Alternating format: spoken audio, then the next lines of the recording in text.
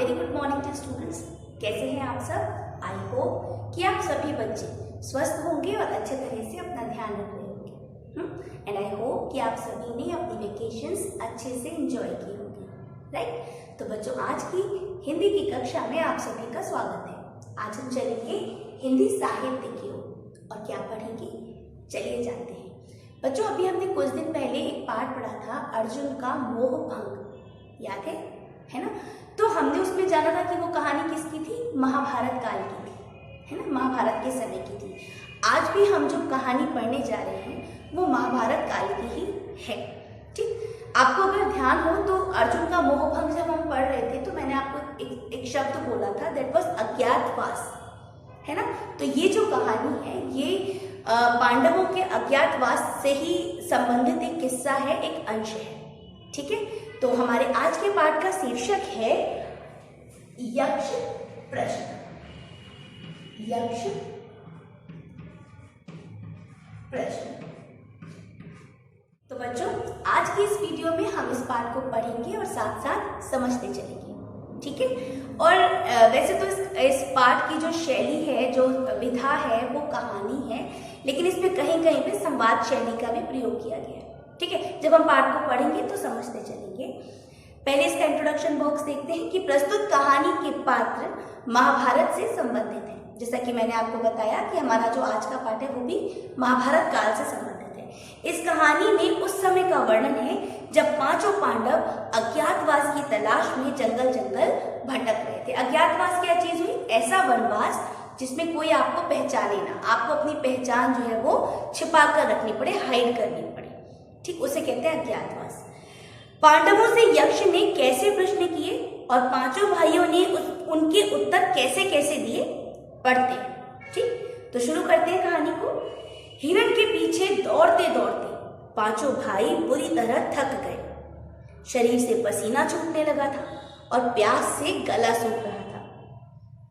जब नकुल से नहीं रहा गया तब वह बोला, हमारी वीरता के भले ही बखान हो, मगर एक हिरण से हम मुकाबला नहीं कर पा रहे हैं। कैसा दुर्भाग्य है।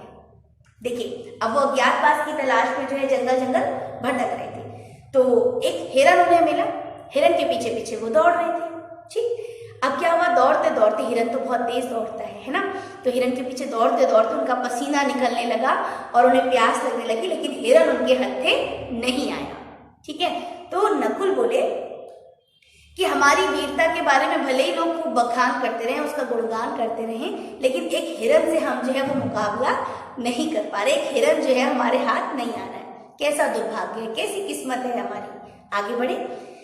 यह सब संयोग है नकुल, और संयोग के आगे किसी का वश नहीं चलता। ये सब किस्मत की बात है और इसके आगे किसी का कोई वश नहीं चलता, हम उसके आगे कुछ नहीं कर सकते। युधिष्ठिर बोले। ये किसने कहा? युधिष्ठिर ने। अभी तो बहुत प्यास लगी है, कहीं से पानी का प्रबंध करो। प्रबंध यानी कि इंतजाम। प्रबंध किसे कहते हैं बच्चों? इंतजाम, ठीक? प्रबंध यानी इंतजाम। तो युधिष्ठिर ने क्या कहा कि अभी तो बहुत प्यास लगी है, कहीं से पानी का इंतजाम करो, अरेंजमेंट करो। फिर तरोताजा होकर हिरण का पीछा करेंगे। फिर हम फ्रेश हो जाएंगे, है ना? तरोताजा हो जाएंगे, तो उसके बाद हिरण का पीछा करेंगे। नकुल, जरा इस पेड़ पर चढ़कर देखो, कहीं आसपास पानी है। अब वहां पर एक पेड़ होगा, तो युधिष्ठिर ने नकुल से क्या कहा कि इस पेड़ पे चढ़ के देखो, कहीं आसपास पानी है क्या?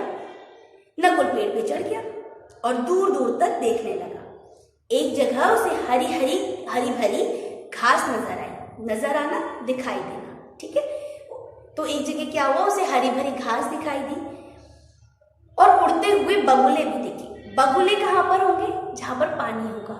और हरियाली कहाँ पर होगी? जहां पर पानी होगा। तो उसने आइडिया लगाया, अंदाज लगाया, वह समझ गया कि वहां पानी अवश्य होगा।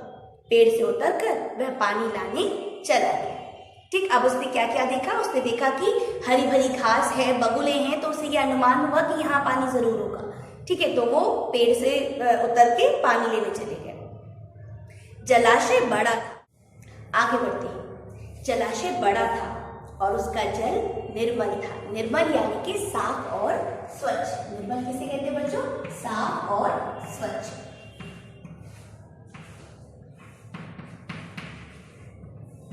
साफ या हम कह सकते हैं स्वच्छ। ठीक, तो जलाशय कैसा था? जलाशय यानी तालाब। ठीक, तालाब कैसा था? बड़ा था और उसका पानी एकदम साफ था, निर्मल था। नकुल पानी पीने के लिए झुका, तभी कहीं से गंभीर आवाज आई। गंभीर कहते गहरी, एक सीरियस सी आवाज आई। नकुल, इस जलाशय पर मेरा अधिकार है। क्या आवाज आई? कि नकुल, इस जलाशय पर मेरा अधिकार है। अगर तुम मेरे प्रश्नों का सही सही उत्तर दोगे तभी मैं तुम्हें पानी पीने की अनुमति दूंगा। अनुमति दूंगा, आज्ञा दूंगा या अलाउ करूंगा। ठीक है, तभी मैं तुम्हें यहाँ पानी पीने के लिए अलाउ करूंगा। नकुल ने चारों ओर दृष्टि दौड़ाई। दृष्टि दौड़ाई मतलब नजर दौड़ाई, चारों तरफ देखा, पर उसे बोलने वाला नहीं दिखा। उसे कहीं कोई दिखाई नहीं दिया कि कहां से आवाज आ रही है। नकुल को प्यास लगी थी। वह बोला, पहले मुझे पानी पीने दो, फिर मैं तुम्हारे प्रश्नों के उत्तर दे दूंगा। ठीक है, अब क्या हुआ था? नकुल पहुंचे जलाशय के पास। बड़ा सा जलाशय था, बड़ा साफ सा पानी था। ठीक, लेकिन नकुल जैसे ही पानी पीने के लिए झुके, आवाज सुनाई दी, एक अदृश्य आवाज जो दिखाई नहीं दे रही थी। क्या आवाज सुनाई दी? कि नकुल, तुम्हें इस पानी को पीने के लिए तभी अलाउ किया जाएगा जब तुम मेरे प्रश्नों का उत्तर दोगे। नकुल ने क्या कहा? उसने कहा कि उसको प्यास लगी थी बहुत ज्यादा। उसने कहा, पहले मैं पानी पी लेता हूं, फिर मैं तुम्हारे प्रश्नों का उत्तर दे दूंगा। इतना कहकर नकुल जलाशय से अंजलि भरी और पानी पी गया। नकुल ने जलाशय से अंजलि, अंजलि ऐसे जो हम बनाते ना पानी पीने के लिए, इसको बोलते। ठीक, तो अंजलि भरी और पानी पी गया। पानी पीते ही वह बेहोश हो गया। उधर चारों भाई नकुल की प्रतीक्षा कर रहे थे। प्रतीक्षा यानी कि इंतजार। प्रतीक्षा यानी इंतजार।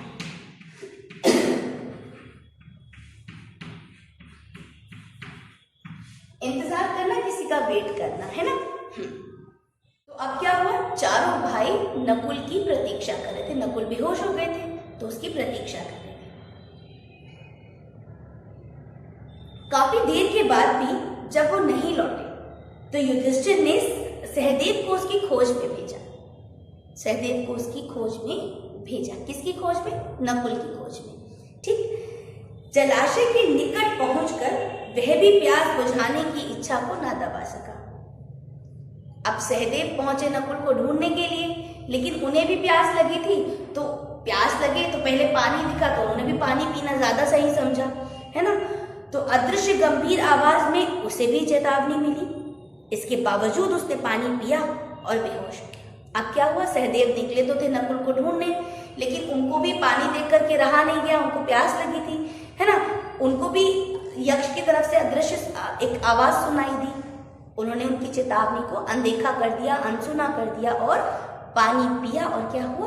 बेहोश हो गए। भीम एवं अर्जुन की भी वही दशा हुई जो नकुल और सहदेव की हुई थी। बिल्कुल ऐसा ही हुआ भीम और अर्जुन के साथ भी, जैसा कि नकुल और सहदेव के साथ हुआ कि वो पानी पीने गए, उन्होंने प्रश्नों को जो आवाज आ रही थी उसको इग्नोर किया और पानी पिया और बेहोश हो गए। आगे बढ़ते हैं। अब युधिष्ठिर घबराए और स्वयं उनकी खोज में निकले। अब युधिष्ठिर खुद गए खोजने के लिए। जलाशय के आसपास उन्होंने अपने भाइयों को खोजा, वे सब वहीं बेहोश थे। युधिष्ठिर ने देखा तालाब के आसपास तो उनको अपने चारों भाई वहां बेहोश दिखाई दिए। भाइयों की यह दुर्दशा देखकर युधिष्ठिर सन्न रह गए। दुर्दशा, बुरी दशा, बुरी कंडीशन देख करके युधिष्ठिर सन्न रह गए। एकदम झटका सा लगा। उन्हें समझ में नहीं आया कि भाइयों को किसने और क्यों इस हालत में पहुंचाया। युधिष्ठिर ने कहा, भाई यहाँ तो कोई हमारा शत्रु भी नहीं है, तो इनको, मेरे भाइयों को किसने बेहोश किया होगा? इनकी ऐसी हालत क्यों हुई? किसने की? युधिष्ठिर का गला प्यास से सूखा जा रहा था। युधिष्ठिर को भी प्यास लगी थी।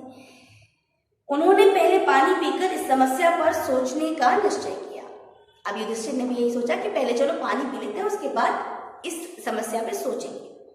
युधिष्ठिर जैसे ही जलाशय के किनारे पहुंचकर पानी पीने झुके, उन्हें वही गंभीर आवाज सुनाई दी। युधिष्ठिर को भी वो साउंड सुनाई दिया। युधिष्ठिर, पानी पीने से पहले मेरी बात ध्यान से सुनो। क्या आवाज सुनाई दी? युधिष्ठिर, पानी पीने से पहले मेरी बात ध्यान से सुनो। इस जलाशय पर मेरा अधिकार है। अगर तुम पानी पीना चाहते हो तो पहले मेरे प्रश्नों के उत्तर दो। यदि तुम मेरे सभी प्रश्नों के ठीक ठाक उत्तर दिए तो पानी पीने की आज्ञा मिलेगी। तो उन्होंने क्या कहा कि युधिष्ठिर पहले मेरी बात ध्यान से सुन लो, अगर तुम पानी पीना चाहते हो तो मेरे प्रश्नों के उत्तर दो, अगर तुमने मेरे प्रश्नों के उत्तर ठीक ठाक दे दिए, मैं तुम्हारे आंसर से सेटिस्फाई हो गया, तो मैं तुम्हें पानी पीने के लिए अलाउ कर दूंगा, अनुमति दे दूंगा, अन्यथा नहीं, और अगर नहीं दे पाए तो नहीं। अगर तुमने बिना मेरी अनुमति के पानी पीने का दुस्साहस किया, अगर तुमने जबरदस्ती इस पानी को पीने की कोशिश की, तो तुम्हारी भी वही दशा होगी जो तुम्हारे भाइयों की हुई है। तो जो तुम्हारे भाई बेहोश पड़े, बिल्कुल यही दशा तुम्हारी भी होगी। युधिष्ठिर ने जवाब दिया, इस समय मैं अपने भाइयों की दशा एवं अपनी प्यास से बेहद व्याकुल हूँ। व्याकुल होना, बेचैन होना, व्याकुल बेचैन। तो युधिष्ठिर ने क्या कहा कि इस समय मैं अपने भाइयों की इसी दशा देख करके और अपनी प्यास से, दोनों से ही बहुत बेचैन हूँ। अतएव आप जैसा चाहेंगे वैसा ही करूंगा, इसलिए आप जैसा कहोगे मैं वैसा ही करूंगा। पूछिए, प्रश्न पूछिए। उन्होंने क्या पूछिए प्रश्न, क्या प्रश्न है आपके, क्या क्वेश्चंस है? तो यक्ष के प्रश्न अब यहाँ पे शुरू हो रहे हैं। तो सबसे पहला प्रश्न यक्ष ने क्या पूछा, पृथ्वी से भारी वस्तु क्या है? पृथ्वी से, पृथ्वी धरती है ना, इससे भी भारी वस्तु क्या है?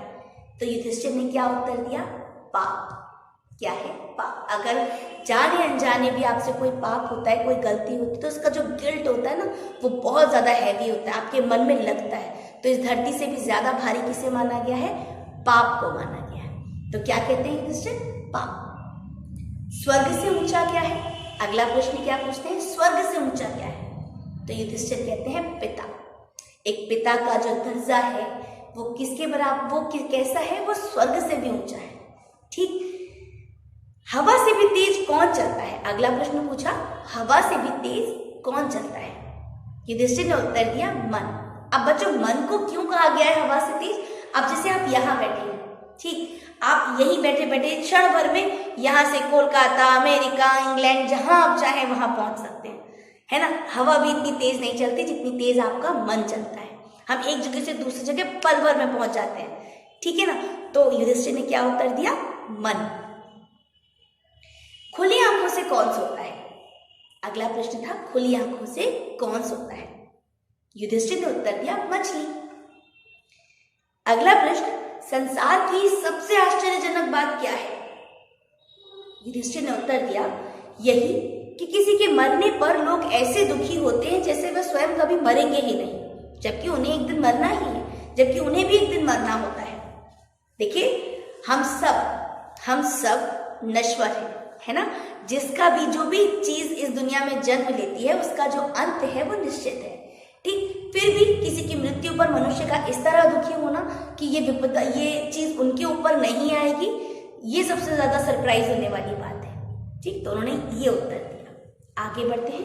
अगला प्रश्न था, धनी कौन है? धनी कौन है? क्या उत्तर मिला युधिष्ठिर से? लालच से मुक्त संतोषी व्यक्ति। सबसे ज्यादा धनी कौन है, सबसे ज्यादा धनवान कौन है? जो ग्रीडी ना हो, जो लालची ना हो, और जो जिसके अंदर सेटिस्फेक्शन हो, संतोष की भावना हो, वो सबसे ज्यादा धनी है। अगला प्रश्न पूछा, सुखी कौन है? सुखी कौन है? तो युधिष्ठिर ने उत्तर दिया, चिंता से मुक्त प्राणी सुखी है। जिसके अंदर कोई टेंशन ना हो, है ना, जिसके दिमाग में कोई चिंता ना हो, वो कौन है? सबसे ज्यादा सुखी व्यक्ति है। ऐसा भी बोलते हैं, चिंता चिता समान है ना। आगे बढ़ते हैं। अगला प्रश्न पूछा, सबका प्यारा कौन? सबका प्यारा ऐसा कौन है जिसे सब प्यार करते हैं? तो कौन है ऐसा व्यक्ति? गर्व या घमंड से मुक्त व्यक्ति, जिसके अंदर मैं वाली फीलिंग नहीं होती, वो सबका प्यारा होता है। ठीक, जिसके अंदर अहंकार होता है, घमंड होता है, उसे लोग उसके सामने तो अच्छी अच्छी बातें कर सकते हैं, लेकिन उसे पसंद नहीं करते। ठीक है, आगे बढ़ते हैं। अगला प्रश्न था, यात्रा में सहायक कौन है? यात्रा में जब आप किसी जर्नी पर हो तो आपका सहायक कौन है? तो युधिष्ठिर ने उत्तर दिया, विद्या। क्या? विद्या। अगर आपके पास विद्या रूपी धन है तो आप कैसे भी कंडीशन में, कैसे भी सर्कमस्टांसेस में सरवाइव कर सकते हैं। आपको चीजों का ज्ञान है, आपके अंदर नॉलेज है, तो आप चीजों के साथ समझौता कर सकते हैं, एडजस्ट कर सकते हैं, उन कंडीशन में सरवाइव कर सकते हैं। अगला प्रश्न पूछा, बुद्धिमान कौन है? युधिष्ठिर ने उत्तर दिया, जो बुद्धिमानों के साथ रहे। जो मूर्खों के साथ रहे वो मूर्ख है ना, जो बुद्धिमानों के साथ रहे वो बुद्धिमान। अगला प्रश्न था, मरणोन्मुख व्यक्ति का मित्र कौन है? मरणोन्मुख यानी कि मरने की ओर, जो व्यक्ति बिल्कुल मूविंग टुवर्ड्स डेथ है, जो व्यक्ति मरने वाला है, उसका मित्र कौन है, उसका फ्रेंड कौन है? तो क्या आंसर दिया युधिष्ठिर ने? दान और पुण्य। अपने जीवन में उसने जो दान किए हैं, जो पुण्य किए हैं, वो उसके मित्र हैं। प्रश्नकर्ता कोई और नहीं, यक्ष था। कौन था? यक्ष था। यक्ष युधिष्ठिर के सभी उत्तरों से संतुष्ट हुआ। यक्ष ने कहा, हे धर्मवीर। युधिष्ठिर को धर्मवीर कहा जाता था, जैसे एक तरीके से उनका नाम ही था धर्मवीर, उनको कहते थे। तो हे धर्मवीर, तुम्हारे उत्तरों से मैं प्रसन्न हुआ। तुम्हारे सामने चारों भाई मृत पड़े हैं। मृत मतलब मरे हुए, है ना। तुम्हारे सामने तुम्हारे चारों भाई जो है ये मृत अवस्था में पड़े हुए हैं। अब ये बताओ कि तुम किसे जीवित देखना चाहते हो? इन चारों में से तुम किसे जीवित देखना चाहते हो? जिसकी ओर तुम इशारा करोगे मैं उसी को पुनर्जीवित कर दूंगा। पुनर्जीवित यानी कि दोबारा जिंदा करना।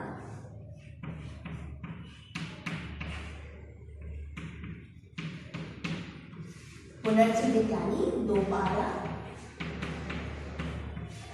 जिंदा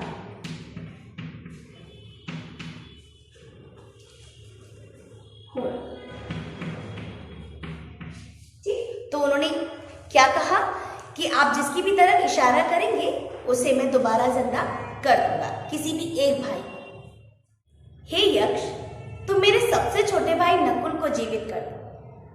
अब युधिष्ठिर ने क्या कहा कि यक्ष, तुम मेरे सबसे छोटे भाई नकुल को जीवित कर दो, दोबारा जिंदा कर दो। ये क्या, तुम गदाधारी भीम या वीर अर्जुन को जीवित क्यों नहीं देखना चाहते?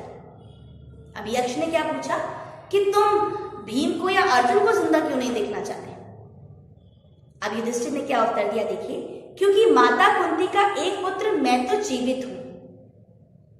मैं एक भाई मां माद्री की निशानी के तौर पर जीवित देखना चाहता हूं। बच्चों क्या है ना, जो 5 पांडव थे, ठीक, ये 2 माताओं के पुत्र हैं। 2 माताएं कौन कौन सी? एक तो कुंती और दूसरी माता कुंती और माता माद्री। ठीक, माता माद्री। ठीक है, तो माता कुंती के पुत्र थे युधिष्ठिर,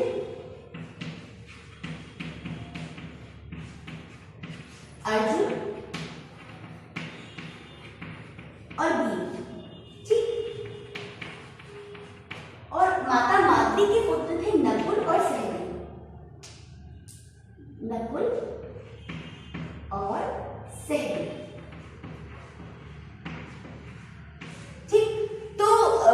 यक्ष ने कहा कि तुम जो है गदाधारी है, तो तुम्हारे अपने भाई है ना, ये अर्जुन और भीम को क्यों नहीं जीवित देखना चाहते? तो युधिष्ठिर ने क्या कहा कि मैं तो माता कुंती के निशानी के रूप में हूं, ठीक, पर मैं क्या चाहता हूं कि माता माद्री की निशानी के रूप में नकुल जीवित रहे, उसको आप जिंदा कर दीजिए।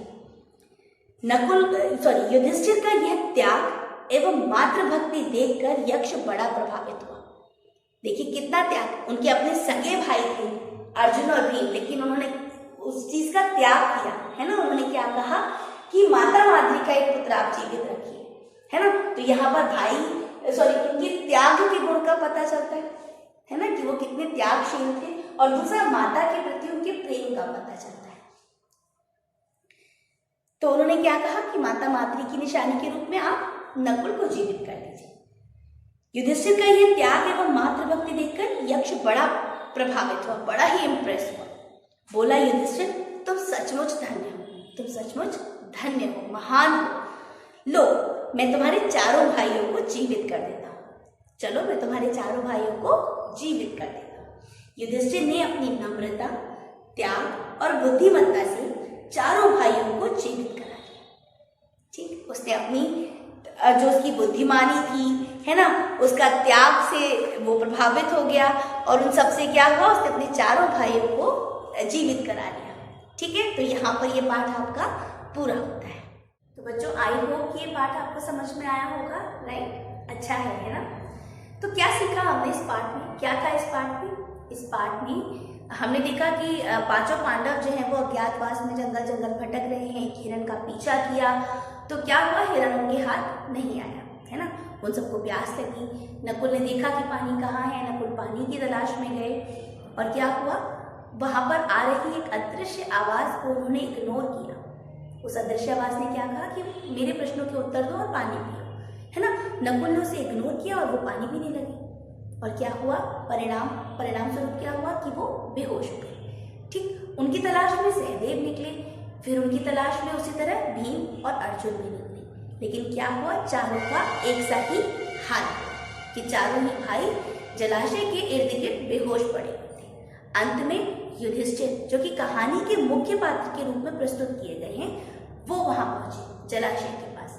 उन्होंने अपने चारों भाइयों को देखा कि वो बेहोश पड़े हैं, तो उन्होंने क्या किया, सोचा कि प्यास तो लगी थी, उन्होंने कहा पहले पानी पीते हैं, उसके बाद इस समस्या पर विचार करेंगे। वो भी पानी पीने झुके और उन्हें भी वही आवाज सुनाई दी। आवाज ने क्या कहा कि प्रश्नों के उत्तर दो, नहीं तो तुम्हारा भी हाल यही होगा जो तुम्हारे भाइयों का होगा। युधिष्ठिर ने कहा कि भाई मैं प्यास से और अपनी भाइयों की दशा देख के वैसे ही बहुत बेचैन हूं, आप प्रश्न पूछिए, आपको क्या पूछना है। यहाँ पर युधिष्ठिर ने अपनी बुद्धिमानी का परिचय दिया, है ना। बड़ी ही बुद्धिमानी से उसने यक्ष के द्वारा पूछे गए सारे प्रश्नों के उत्तर दिए। यक्ष उनके उत्तरों से सेटिस्फाई हुआ, संतुष्ट हुआ। फलस्वरूप उसने क्या कहा कि ये जो तुम्हारे चार भाई हैं, मैं इनमें से किसी एक को जीवित कर दूंगा, मैं इनमें से किसी एक को जीवित कर दूंगा। तो पहले हमने देखा कि युधिष्ठिर एक बुद्धिमान व्यक्ति था, है ना। उसने बड़ी ही समझदारी के साथ यक्ष के सारे प्रश्नों के उत्तर दिए और उसको सेटिस्फाई किया, उसको संतुष्ट किया। दोबारा हमने देखा जब यक्ष ने कहा कि इन चारों भाइयों में से मैं तुम्हारे किसी एक भाई को जीवित कर दूंगा, तो यहाँ हमने दो चीजें देखी। एक तो युधिष्ठिर के अंदर त्याग की भावना कि उसने अपने सगे भाइयों को जीवित ना कराने की जगह माता माद्री के पुत्र नकुल को जीवित कराने की बात कही। तो इससे युधिष्ठिर की दो और क्वालिटी हमको पता चली कि युधिष्ठिर त्यागी थे, यानी कि सेक्रीफाइस करने वाले थे। दूसरा, अपनी माता से प्रेम करने वाले थे। माता माद्री के लिए ही तो उन्होंने कहा कि नकुल को जीवित रखिए, नकुल को जीवित कर दीजिए, ठीक। और उसके बाद क्या हुआ, यक्ष उनसे प्रसन्न हो गया और उसने उनके चारों भाइयों को जीवित किया, ठीक है। तो आई होप ये पार्ट आपको समझ में आया होगा। स्टिल कोई चीज ऐसी है जो नहीं समझ में आई है, वो आप मुझसे पूछ सकते हैं, ओके। तो ध्यान रखिएगा अपना और मन लगाकर पढ़ाई कीजिएगा, ठीक है। Bye everyone, take care, have a great day.